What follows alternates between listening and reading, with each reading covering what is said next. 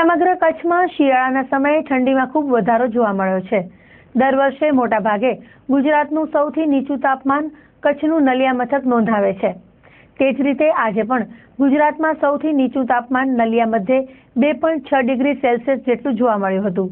હવામાન ખાતાના જણાવ્યા મુજબ ભુજમાં 10.2 ડિગ્રી, આદિપુરમાં 9 ડિગ્રી અને કંડલામાં 13 ડિગ્રી તાપમાન નોંધાયું હતું। નલિયા મથક આજે પણ રાજ્યનું સૌથી ઠંડુ શહેર નોંધાયું છે। કચ્છમાં આ સમયે દર વર્ષે ખૂબ ઠંડી જોવા મળતી હોય છે, ત્યારે જમ્મુ કાશ્મીર તરફ બરફવર્ષા અને નૈઋત્ય તરફથી ઉતરતા ઠંડા પવનનો સીધો કચ્છમાં પ્રવેશ થવાથી આ સમયે પણ તાપમાન નીચું જવા પામ્યું હતું।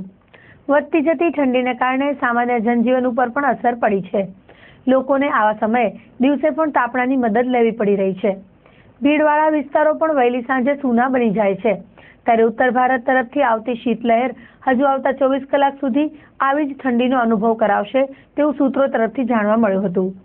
ઠંડીનું પ્રમાણ વધતા વહેલી સવાર અને સાંજે તાપણાની મદદથી ઠંડી સામે રક્ષણ મેળવતા લોકો ઠેર ઠેર દ્રશ્યમાન થઈ રહ્યા છે। કચ્છ જિલ્લાના રણ નજીકના ગ્રામ્ય વિસ્તારોમાં પણ ઠંડી અને પવને લોકોને ધ્રુજાવ્યા હતા।